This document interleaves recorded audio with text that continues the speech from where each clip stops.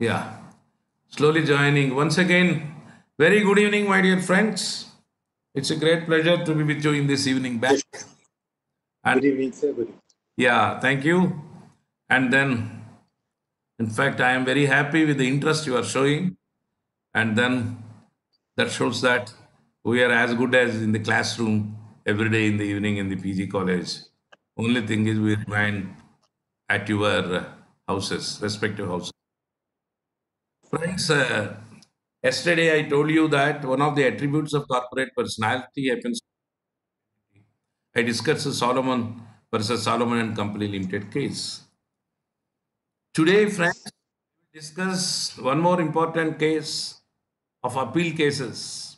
This is Lee versus Lee's Air Farming Limited. Lee versus Lee's apostrophe S Air Farming Limited. 1961. AC appeal case 12, page 12. Actually, this is a case where what I told you other day is authenticated by the English court. That is, a person can be a shareholder. I gave an example yesterday. A person can be a shareholder, he is a creditor, he is an employee, a director, at the same time playing multiple roles, and then still company is independent and this particular person is independent. This is what I explained to you yesterday. And then in that event, this is a very important case that Lee versus Lee's Air Farming Company Limited. That it shows that this company was formed for the purpose of aerial top dressing. What do you mean by aerial top dressing? Some of the students told me your predecessors. Sir, probably aerial top dressing in Britain there was a craze, so it was a saloon in air. Could be a saloon in air, that is in aeroplane. No, that's not. Aerial top dressing means spreading pesticides through helicopter. Spreading pesticides through helicopter. Friends, in this case, Lee happened to be a quality pilot, and then he held almost but one all the shares in the company. And then, by the Articles of Association, he was appointed as the sole governing director of the company and also became the chief pilot.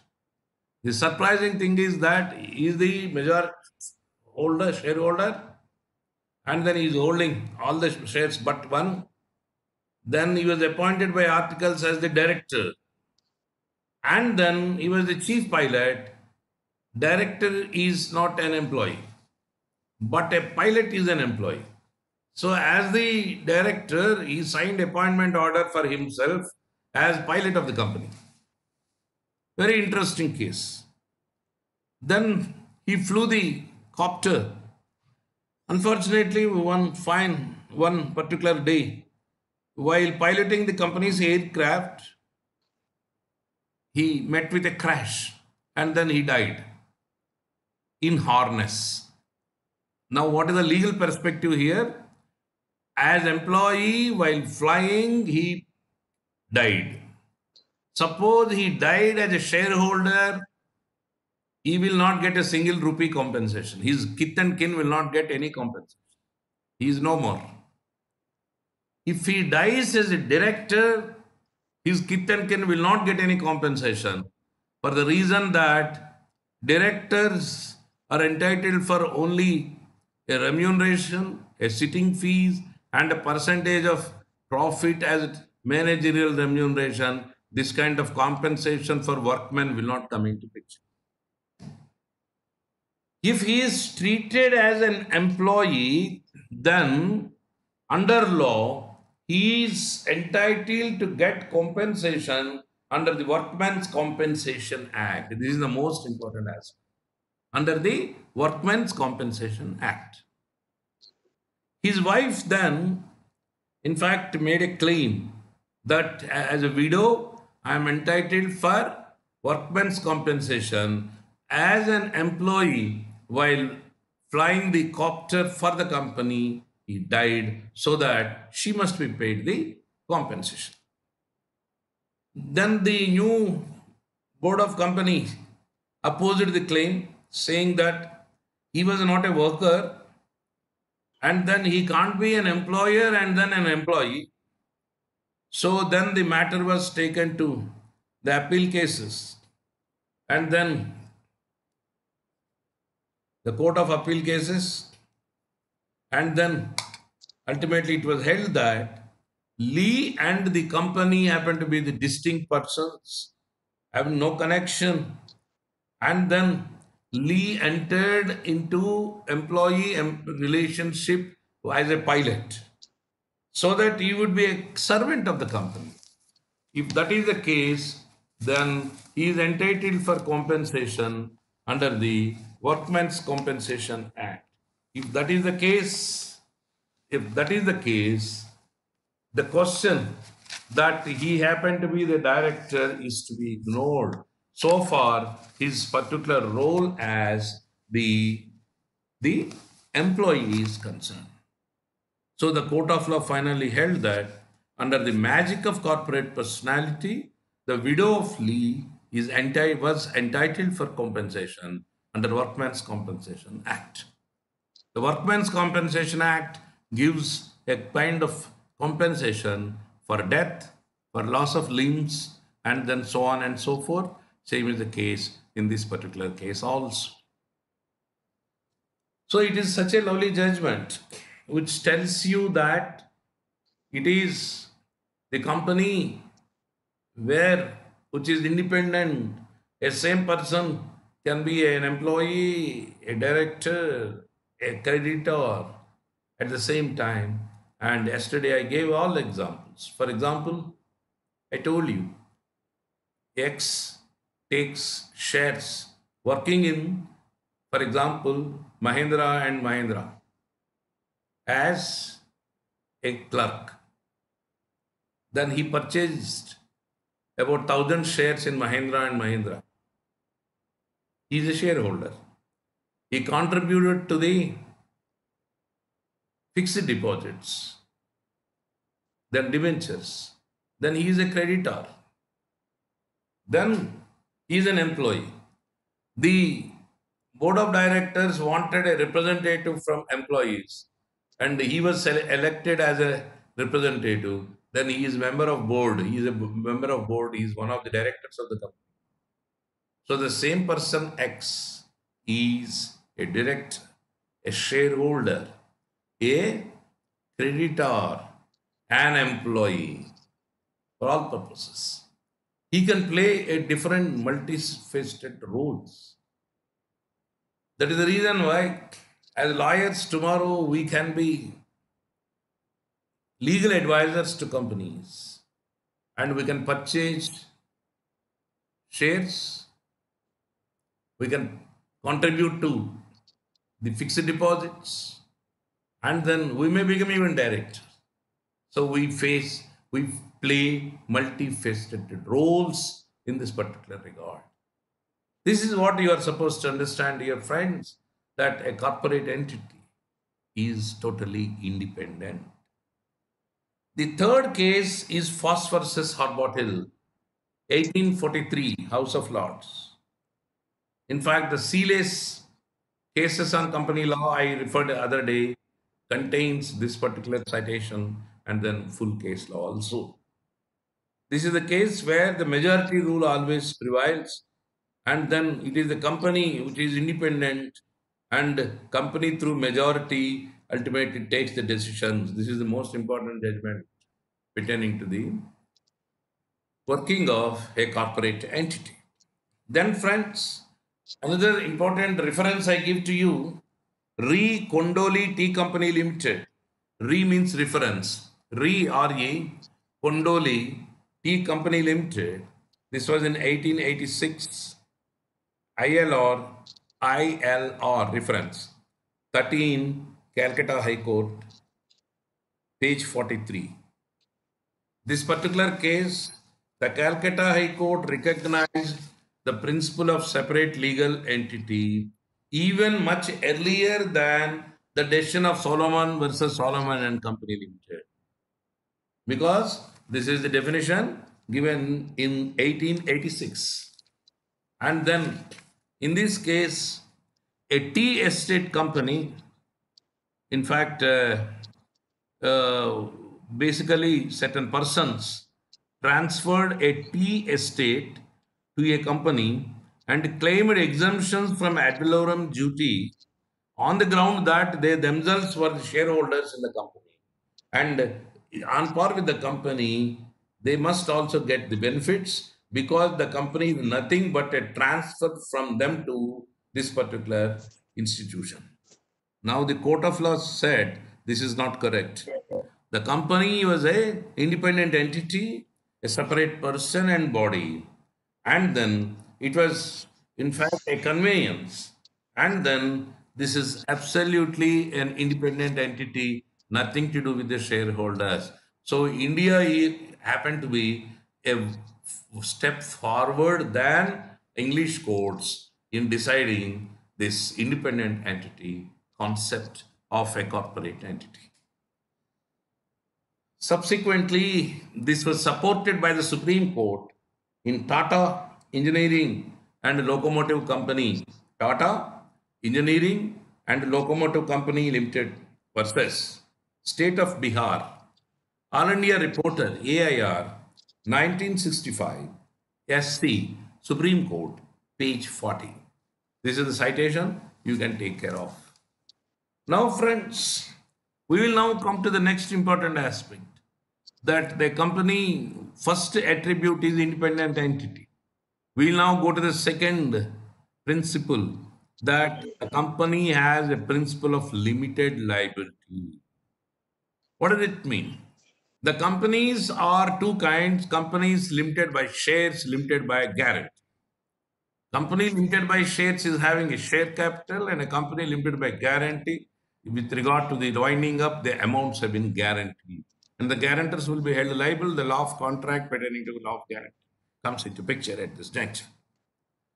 And then, in this regard, Oregon Gold Mining Company of India versus Roper, 1892, is a very relevant example.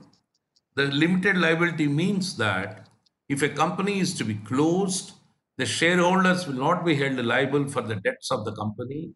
The shareholders' respective share capital alone would be liable and nothing else. In the event of winding up, first the government dues, the workmen dues first, the government dues, and then the secured creditors, then the unsecured creditors, preference shareholder, then finally the equity shareholders will come into picture with regard to distribution. With regard to the liability, if I am holding 1,000 shares of 10 rupees each, 10,000 rupees is my liability only, irrespective of the liability of the company. If it is a partnership, then I am liable for full amount of the liability of the partnership. There is a difference between a sole proprietorship, a partnership, and then a corporate entity. So here also is the case that the company is being an independent person to the extent of share capital, the liability takes. That's the reason why it is called the principle of limited liability. So now the second attribute is limited liability. Now I have already told you the attributes under section 9 that we are analyzing with the help of judicial decisions. Now the third important attribute of a corporate personality is that a company is having a separate property. What does it mean? The properties of the company are not the properties of the shareholders, and the properties of the shareholders are not the properties of the company. The shareholders are not part owners of the company's property. This is the most important aspect. And then it is a company which owns property and which is capable of owning, enjoying, and disposing property in its own name, and shareholders have to do nothing. And in the event a shareholder holding shares worth 10 lakhs he is admitted as insolvent. His shares worth 10 lakhs will be sold in the market. Money will be realized and it would be handed over to the official receiver. But company's properties cannot be sued upon. This is the most important principle thereon. And then, in fact, the company is the real person which holds the properties in which the ownership is vested thereon. So the landmark judgment here is that Mrs. Bacha F. Bacha Bacha F.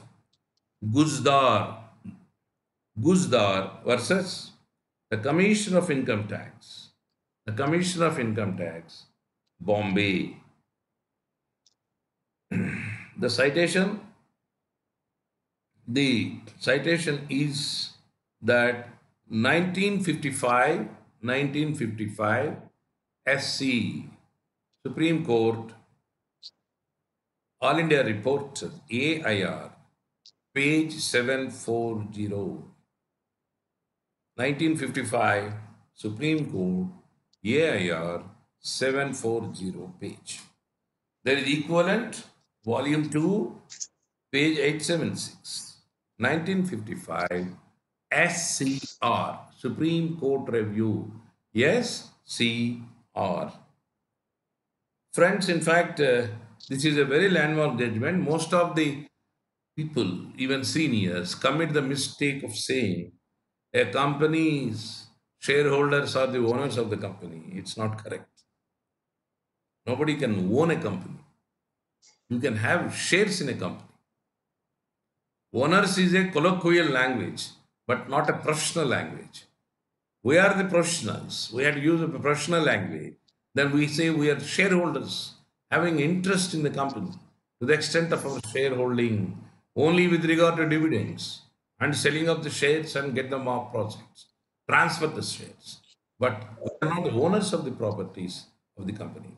This is what was upheld when observed by Supreme Court that a shareholder does not become the a shareholder does not become as the part owner of the company or its property.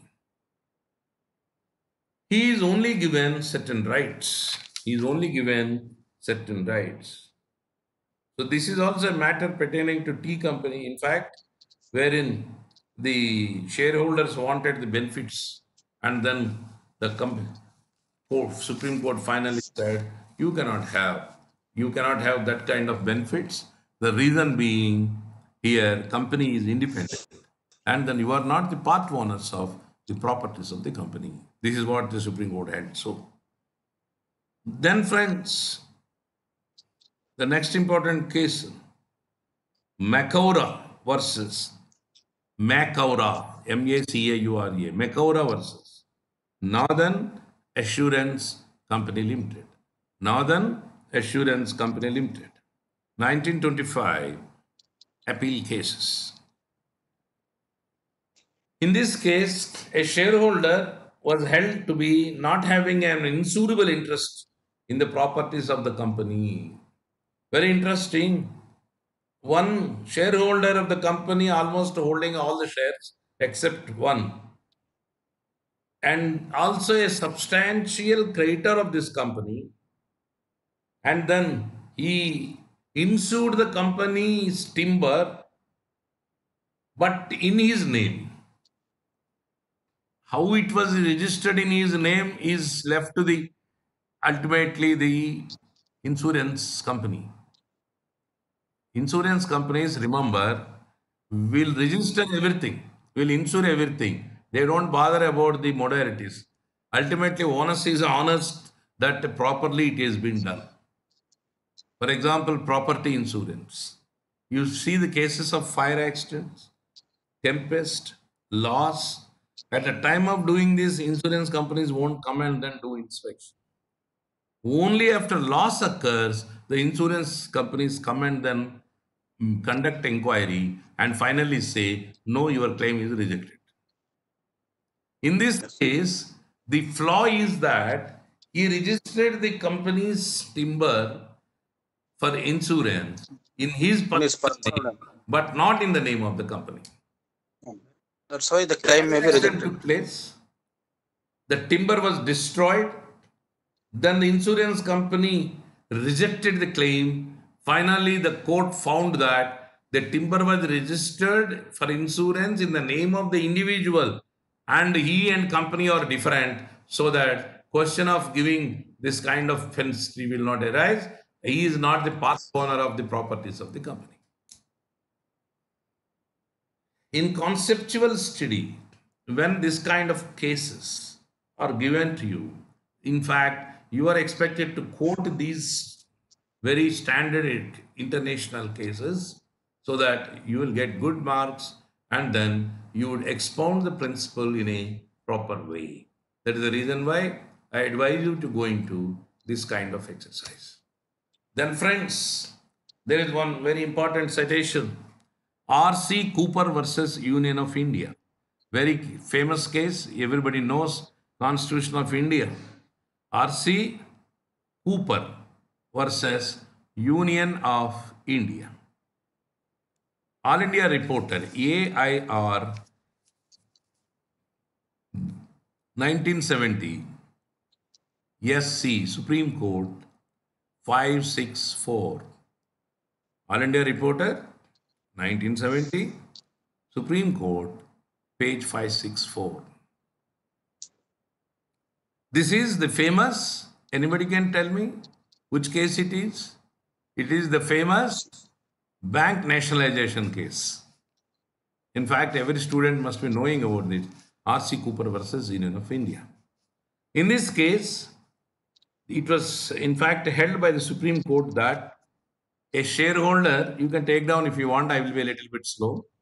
A shareholder has merely an interest in the company arising under the Articles of Association measured by a sum of money for the purpose of liability and by a share in the profit. That's what I have been telling you. He has merely a right to participate in the profits of the company, subject to the contract contained in Articles of Association. A shareholder has merely an interest in the company arising under the Articles of Association, measured by a sum of money for the purpose of liability and by a share in the profit. He has merely a right to participate in the profits of the company, subject to the contract contained in Articles of Association. So, friends, this is the most important citation, Cooper versus Union of India, where the Supreme Court itself has supported the view that a corporate entity's properties are concerned, they should not be considered as shareholders having a right over it, and then shareholders are part owners of the properties of companies, the properties of the company. Then there is one more English citation. As I told you, I will give you a couple of judgments. I'm giving all of them one by one. Wherein next case is Short versus Treasury, Short versus Treasury Commissioners. 1948, AC, appeal case, AC means 534 page. Please take down, here the pronouncement of the English court was, shareholders are not in the eye of the law, shareholders are not in the eye of the law, part owners of the undertaking, part owners of the undertaking. The undertaking is something different from the totality of shareholders. So, friends, this is the most important judgment. With this background, we will now go to other attributes of corporate personality. So, the third one is the company is having independent rights to hold property in its own name. Then, friends, The fourth important attribute of a corporate personality is perpetual succession. What is the meaning of perpetual succession? Perpetual means perpetual, Perpetual. Perpetual. Continuous. Yes, continuous. Succession means existence, continuous existence. So it means that life of the company is independent of the life of its members.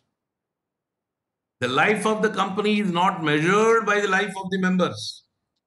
The members may come and go, but the company will go on forever until the company is dissolved legally. Remember, the human beings and artificial persons. What is the difference? A human being, the birth is not in his control.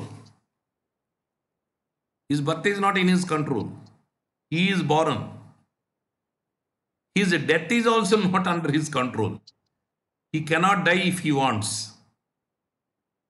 Right? He will have a death in its own course of law, natural law. But what is the case of a corporate entity? A corporate entity's birth is in the hands of the creator. That is the another juristic person or a natural person.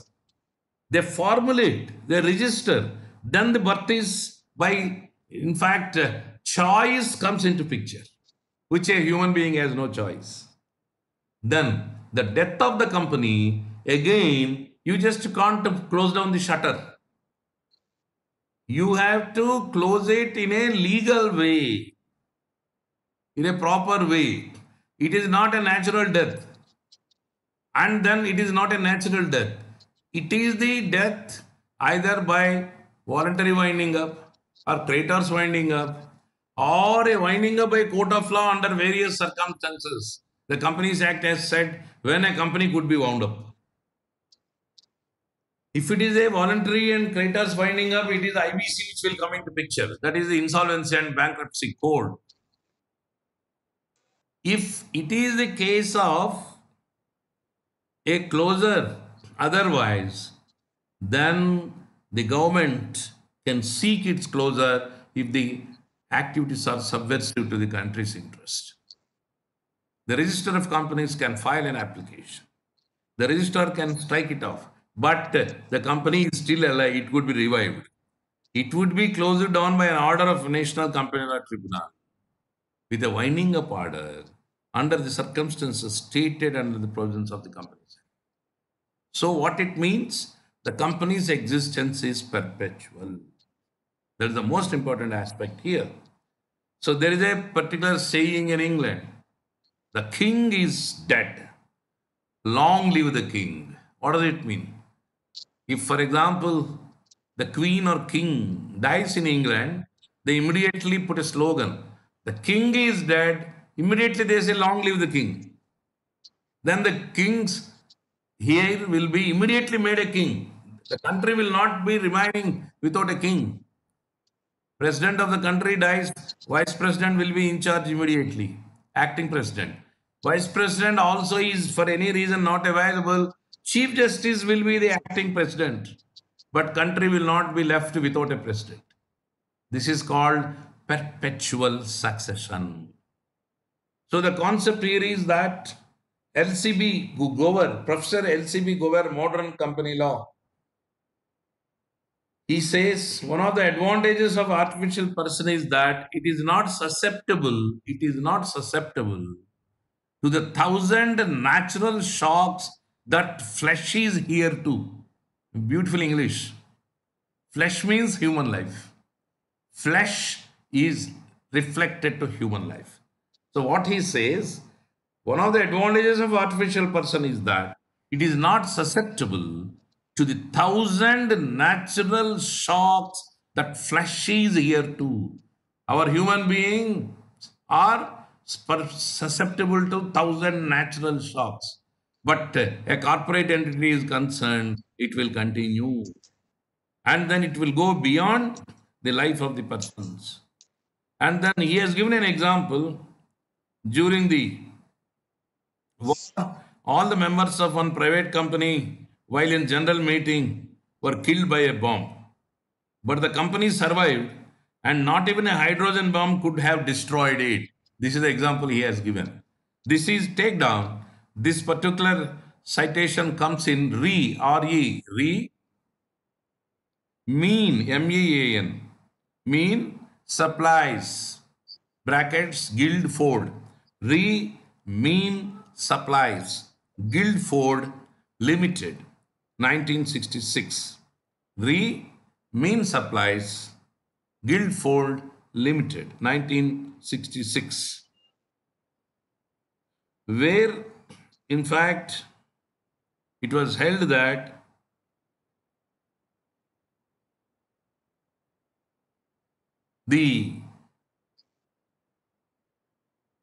a private company holding a meeting of shareholders and a bomb blast took place, all the members died.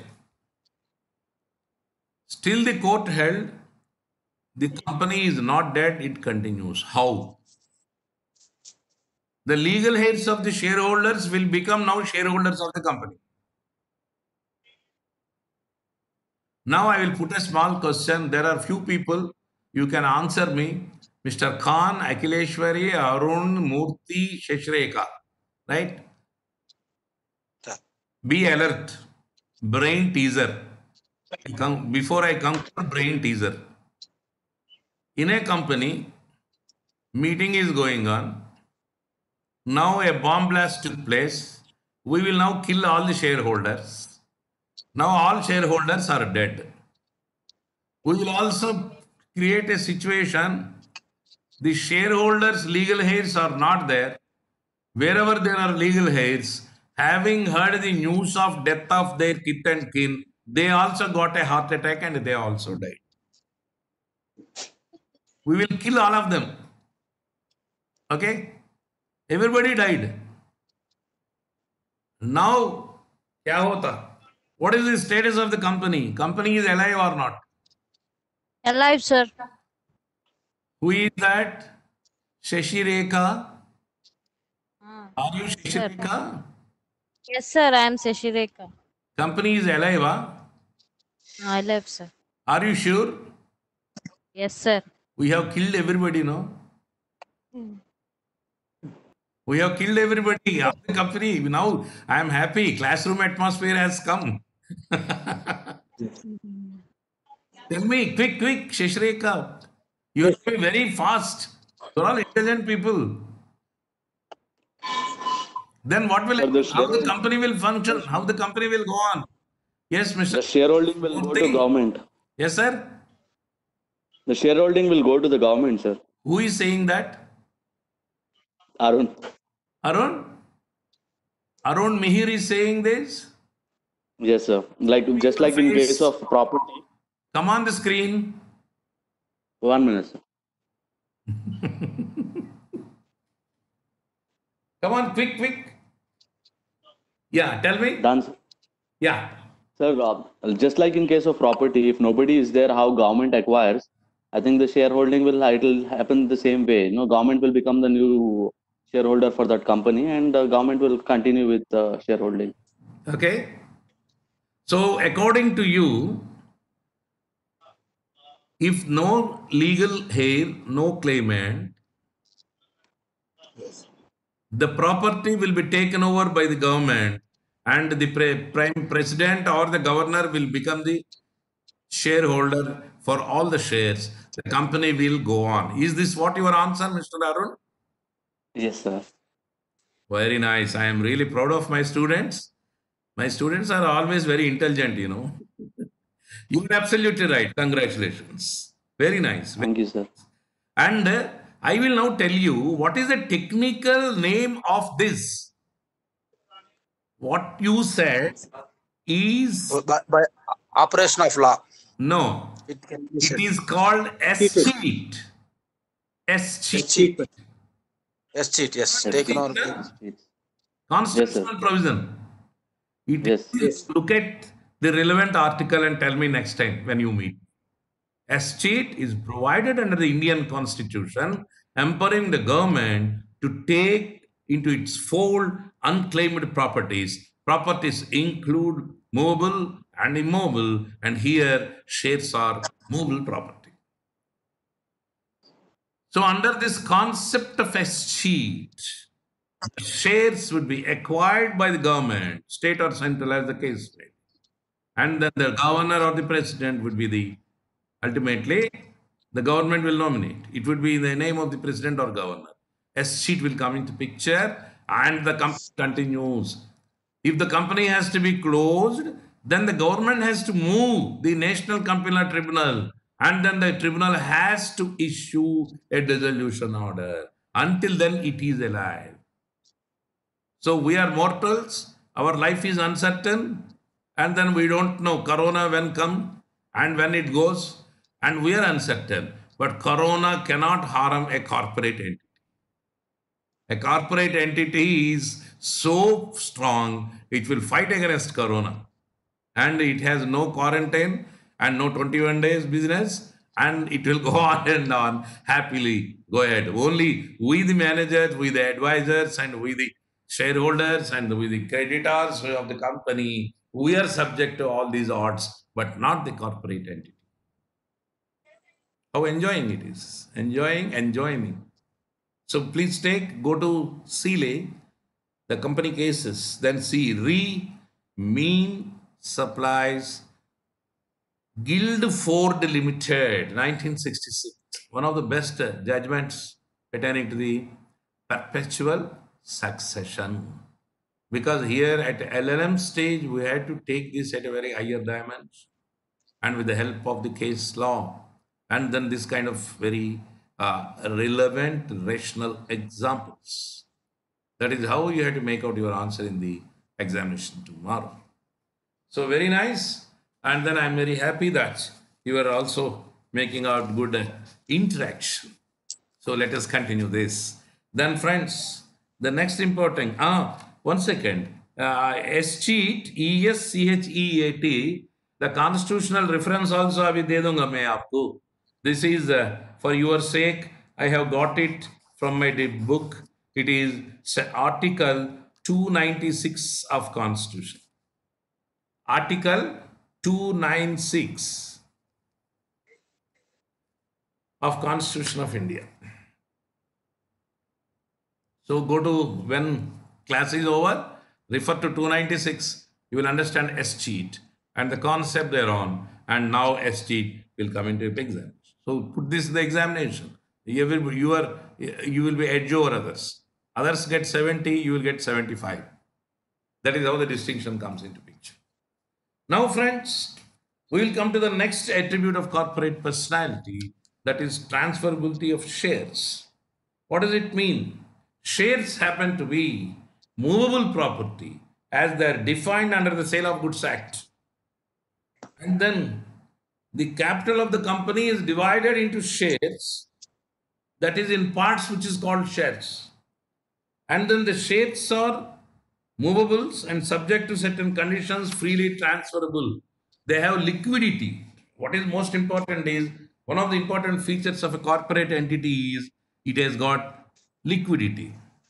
No shareholder could be directed to permanently wedded to a company. If he wants, he can shift off. Why? How? A person can be wealthy, but a person may not be moneyed. That is called his capacity of liquidity. What is liquidity? The capacity of converting the property into money. For example, I have got a palace, Corona, and I don't have money. So I want to let off the palace. Nobody comes forward. I want to sell off the palace. Nobody comes forward. And people say, you have a large heart. You are a great man. You please allow us to live freely. We have no house and shelter. We have got a lot of problems in Corona. So people will put your figure in the newspaper. Our chief minister will garland you and we will come and live in the palace. But we will not pay a single pie. So the palace has no liquidity. Right? This is the difference between wealthy and moneyed.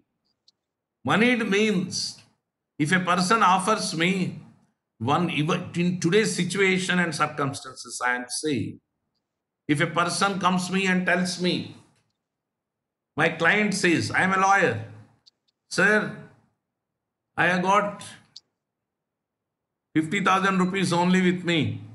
Shall I pay you 50,000 to you, or shall I give you a house worth 1 crore which I will register in your name? Sorry, a house worth 1 lakh, a small house at 10 lakhs register in your name, or I will pay you 1 lakh rupees cash. Which you will take, Mr. Murthy? You will take cash or you will take house? I will take cash, sir. Arey, 1 lakh cash, 10 lakh house, sir. Because cash is immediate liquidity, no, sir. Actually, we are all running out of cash. We are all running out of cash. So some of our clients say, sir, we will pay you only 25,000 instead of 1 lakh now. Later on, we will see. I say, अरे भाई जो है आपका पास दे दो. पहले how much you have, you credit, put it in my account online. Everything is online. Teaching is online. Eating is online. Fees is also online. We will say, चलो भाई online में डालो, मगर कितना है इतना दे दो, बाकी बाद में देखेंगे.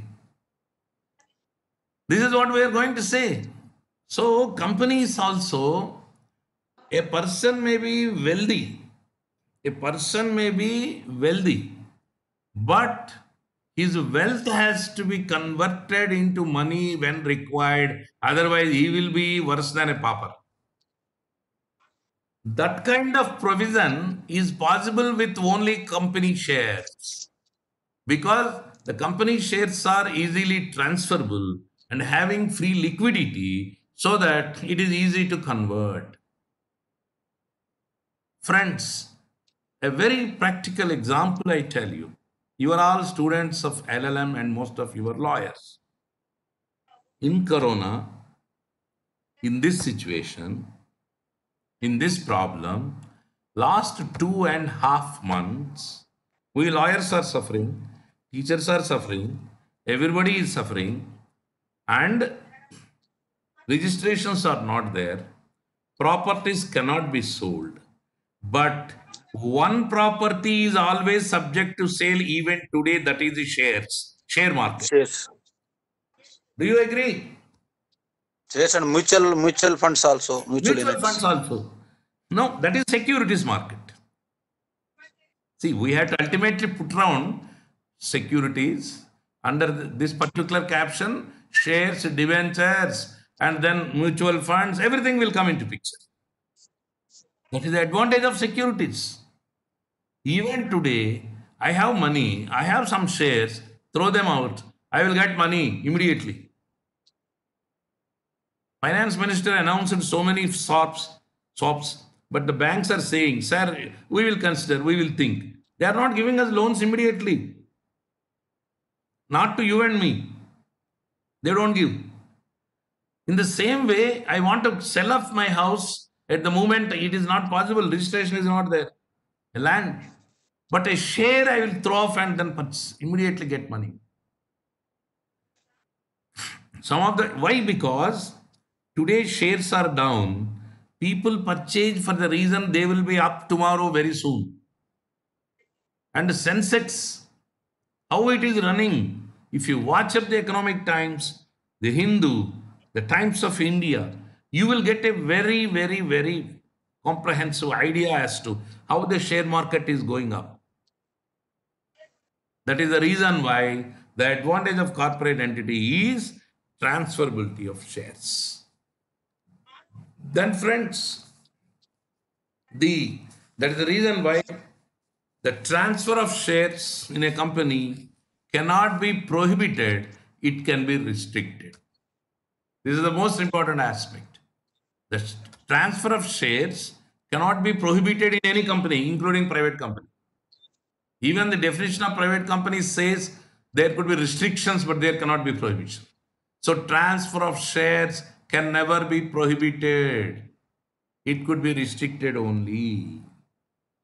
So this is another important feature. Then another equally important feature is the common seal of the company. Friends, common seal stated under section 9. Actually today common seal option has gone. Common seal is made optional. It is not compulsory, but it is the signature of the company. How the company signature will come through the common seal, but common seal is today not made mandatory. So if the directors sign for the company, that would be enough thereon. Then the next attribute is that a company can sue, it has the capacity to sue and be sued. Then next important feature is that a company can have the capacity to make any contract. It has got contractual power to enter into contractual rights.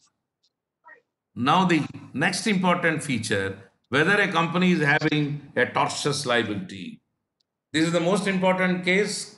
British Thompson, take down, British Thompson Houston Company versus British Thompson Houston Company versus Sterling Accessories Limited. Sterling Accessories Limited, CHD, that means Chancery Division, where it was held that a member of a company cannot sue in respect of torts committed against it, nor he can be sued for torts committed by the company. Then who can do that? Company itself. A company can be sued directly, or company can sue against others, but not the shareholders. So even a company is concerned, it has a vicarious liability, it has tortious liability. And then what is the limitation of action of a company as its attribute? Now, this is another important attribute, limitation of action, that the company's actions are limited to the memorandum and articles of association, and also the statute, that is the Companies Act, and then other relevant statutes which have subsidiarily importance against the working of a company. Then friends, the next important attribute is the company's management is separate. It has got separate management. Then it is a voluntary association of persons for profit. Lastly, the company's termination of existence is as per the procedure of winding up provided under the statute. And as and when a person wants, he cannot shut down a company. The company has to be closed only through the proper means of winding up procedure as stated under the Companies Act, read with the Insolvency and Bankruptcy Code 2016. So friends, with this background, we conclude our discussion. One important question also. Incidentally, we have completed the unit, part of the unit, we have completed a topic, we have completed a question also. So what are the attributes of a corporate entity? These are all the attributes which are supported with appropriate case law also. This is in fact a conceptual study. In conceptual study, case law is a must. In statutory provisions being identified and written, case law may not be necessary. But in conceptual study, case law is essential. That is how you have to go on with learning by this particular subject matter. So today's session, we conclude our discussion on attributes of corporate personality with judicial precedents. In Monday session, I will speak about the exceptions when a corporate entity, in fact, the corporate wheel could be lifted, and then when this particular subject matter is taken for exceptions. Under what circumstances, these particular aspects I will cover in tomorrow, day after tomorrow session. Tomorrow we'll have a break Tomorrow, probably, I will send some amendments to you through the WhatsApp. Amendments. Those amendments download and then you put in a file. Whatever I sent to you in WhatsApp material for reading, you please put it in a file so that it won't be disturbed, and then you will have consolidated idea for the examination point of view. And then the cases you note down, you have noted down, and you go to YouTube, then you will have a reflection. This could be taken in the YouTube also. So in tomorrow's session, day after tomorrow, Monday again at 6:30, we will meet. We will have a session with pertaining to the exceptions and then the concept of lifting of corporate wheel. So thank you very much. With this background, Thank you. we'll meet again. And then thank Thank you. I have enjoyed your company and then your response. We keep it up and then we'll continue our study in the same way. Thank you very much. Good night. Thank you, sir. Thank you, sir. Thank you, Ma. Bye bye. Good day. Good night.